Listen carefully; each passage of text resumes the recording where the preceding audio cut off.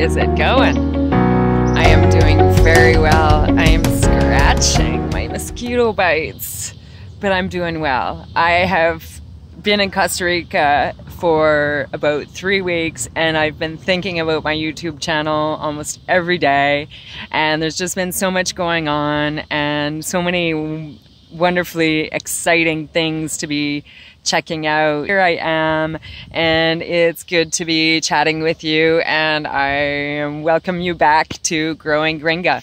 My name is Mary. I am a Canadian citizen, and I have pretty much officially moved to Costa Rica. I wanted to share with you a little bit of a catch up as per my last video where I was stuck in the airport in Florida. And yeah, I got on my plane. I didn't end up sleeping at all. I slept for 2 hours. I think I mentioned that in the Panama Airport. That's right.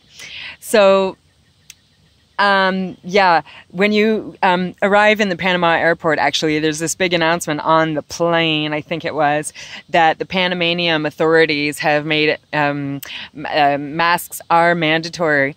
And so when we got off the plane and I walked out, and like one of the first people I saw didn't have a mask. Most people did, but then I saw another person without a mask. And within 10 minutes, I realized, like, in the airport, a lot of people were not wearing masks, and there's still signs all over and officials and everything, and nobody seemed to like make a fuss about it. So that was my first impression of I think laws and regulations in maybe I can say Latin America, but at least for Panama, and I've seen it to be true with Costa Rica as well.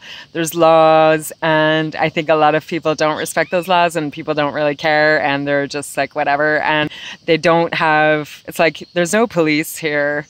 There's not a lot of like people getting scolded for things. That was my first impression in the Panama Airport. So I arrived in San Jose. My family came to pick me up with our 2 dogs, and I was so grateful to see them. I think there was an issue with my dog, actually. By the time her plane got in well, she was on the same plane with my family. So by the time their flight got in, it was late, and any customs officials that were ready to deal with an animal importation were not there.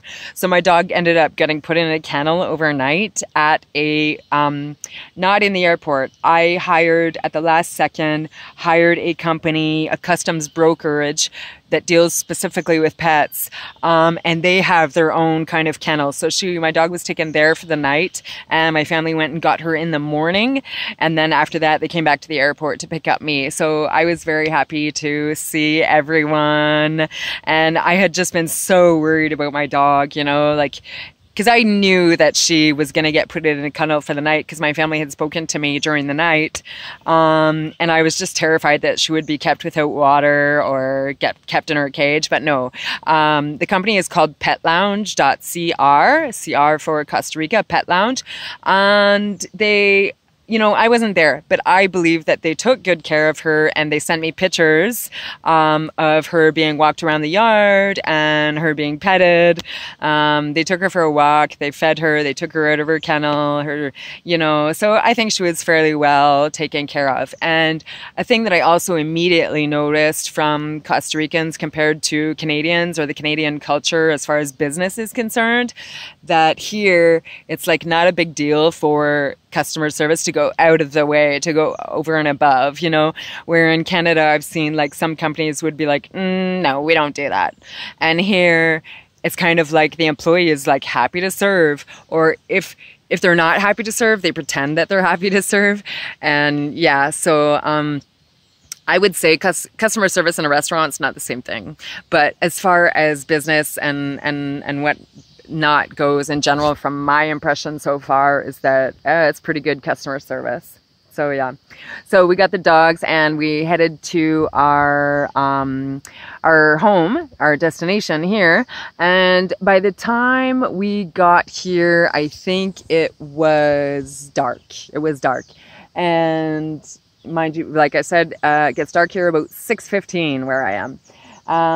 So yeah, we got off the highway and my mom was saying, oh, it's over this way. We're kind of following GPS, but kind of following my mom's directions too. And You know, you turn off the highway and you go onto this gravel road. Mind you, highway is like a low, you know, let's imagine like a county road in Canada.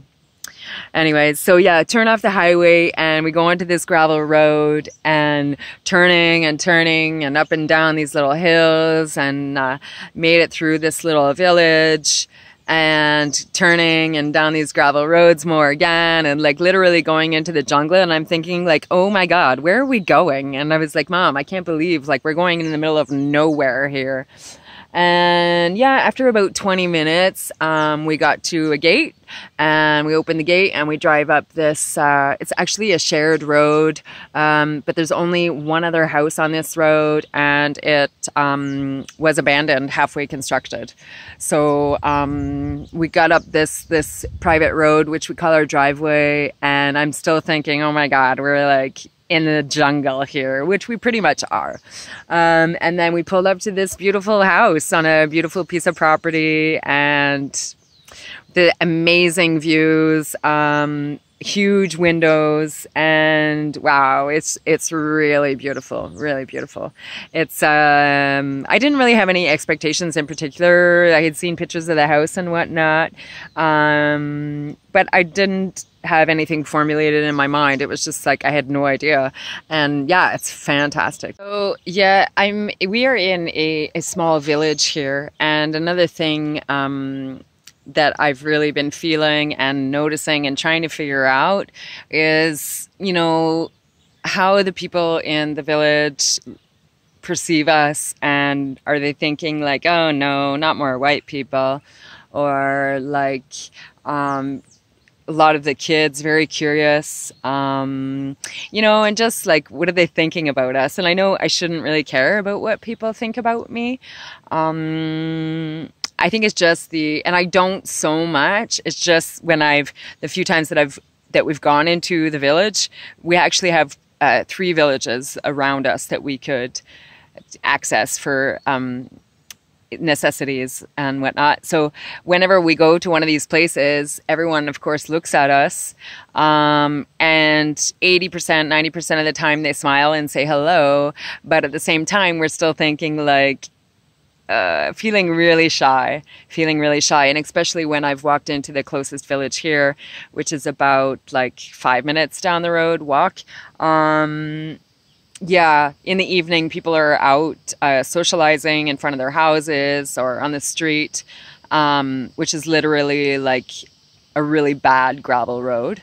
You know, people are out, and everyone, when I walked through, and everyone kind of stops and looks, and I try and hold my head high and smile, but sometimes I just want to stare at my feet and walk right on through.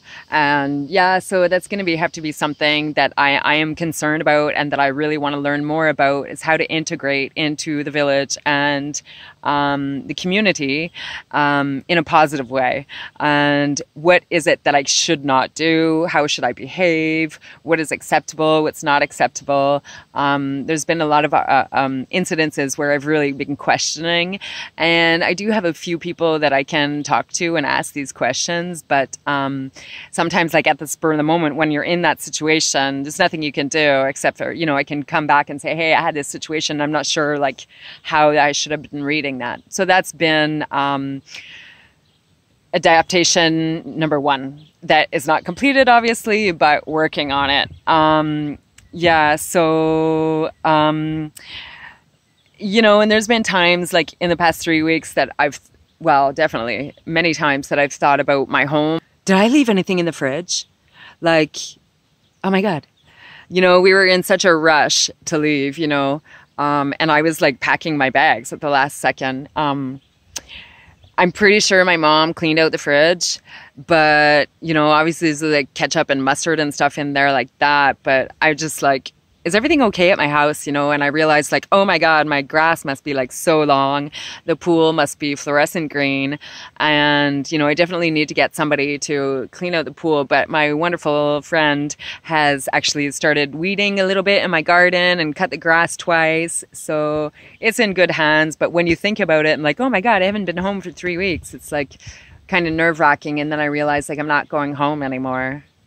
So yeah, that's, you know, arriving in Costa Rica, I can say, has been fun, but it's not been like when you go on vacation. My mom, my son, and his girlfriend are leaving next week, and I'm going to be here alone for at least the next couple months, which in Canada we would call summer, and here it's the rainy season. So those are going to be whole other challenges that I'm going to be heading up myself. So yeah, and there's a few other things I wanted to talk about actually, but I don't want to drag this video on so long. I was hoping to avoid doing a lot of editing, but I'm starting to sweat.